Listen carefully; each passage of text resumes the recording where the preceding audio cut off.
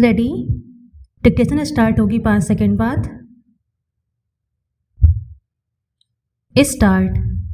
जब तक कि लोकसभा का समय पूर्व विघटन नहीं होता, लोकसभा का कार्यकाल अपनी पहली बैठक के गठन की तारीख से लेकर 5 वर्ष तक चलता रहता है और उससे अधिक नहीं, क्योंकि 5 वर्ष की अवधि की समाप्ति का परिणाम सदन का विघटन होता है, विराम।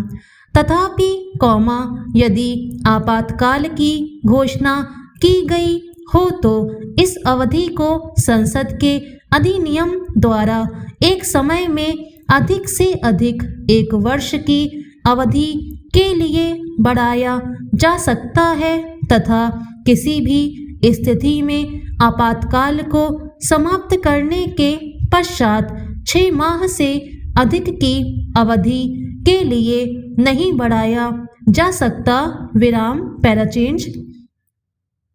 संविधान के अनुच्छेद 85(1) के अंतर्गत राष्ट्रपति को संसद के प्रत्येक सदन को उनके मतानुसार उपयुक्त समय एवं स्थान पर बुलाने का अधिकार है, विराम। इस अनुच्छेद के खंड 2 के अनुसार राष्ट्रपति समय समय पर संसद के दोनों सदनों को या किसी एक सदन को स्थगित कर सकते हैं अथवा लोकसभा का विघटन कर सकते हैं, विराम।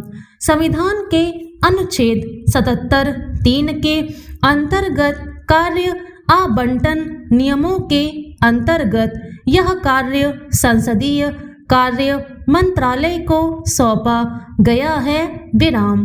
संसद सदस्यों द्वारा समय समय पर सरकार के कार्य के निष्पादन के लिए और लोक हित के विषयों पर चर्चा करने के लिए अपेक्षित समय का आकलन करने के पश्चात संसद के सत्र को प्रारंभ करने की तारीख और उसकी संभावित अवधि की संस्तुति करने के लिए संसदीय कार्य संबंधी मंत्रिमंडल समिति के समक्ष एक नोट प्रस्तुत किया जाता है, विराम। पैराचेंज।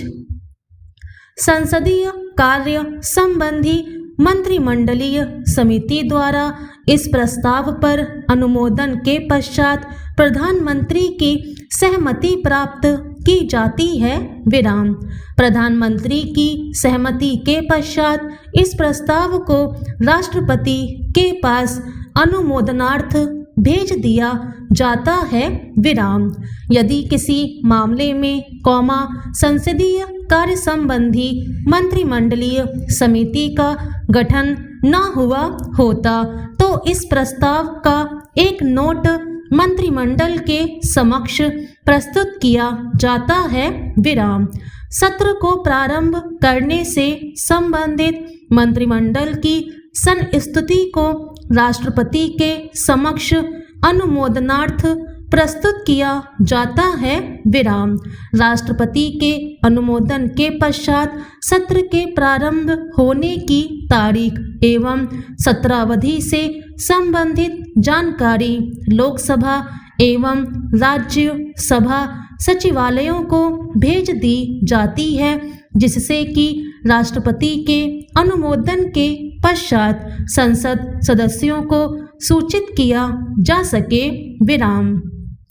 संसद के दोनों सदनों या किसी एक सदन के प्रस्ताव पर संसदीय कार्य संबंधी मंत्रिमंडलीय समिति का अनुमोदन प्राप्त करने के पश्चात सरकार के इस निर्णय की जानकारी संसद के दोनों या संबंधित सचिवालयों को दी जाती है, जिससे कि इस संबंध में राष्ट्रपति का आदेश जारी किया जा सके और उसको भारत के राजपत्र में अधिसूचित किया जा सके, विराम। पैराचेंज।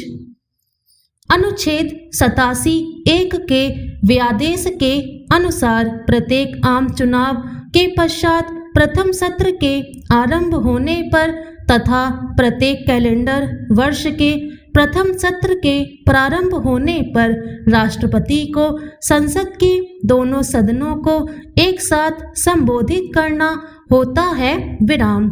अनुच्छेद 87 के खंड 2 के अनुसार राष्ट्रपति के संबोधन में संदर्भित मामलों पर विचार विमर्श के लिए लोकसभा एवं राज्यसभा के प्रक्रिया नियमों में प्रावधान किया गया है। विराम। दोनों सदनों में धन्यवाद प्रस्ताव पर चर्चा प्रारंभ होती है और संसदीय कार्य मंत्री द्वारा चयनित सदस्यों द्वारा उसका समर्थन किया जाता है। विराम। इन सदस्यों द्वारा विहित रूप से हस्ताक्षरित धन्यवाद प्रस्ताव को संसदीय कार्य समिति द्वारा संबंधित संसदीय सचिवालय में अग्रेषित कर दिया जाता है। स्टॉप।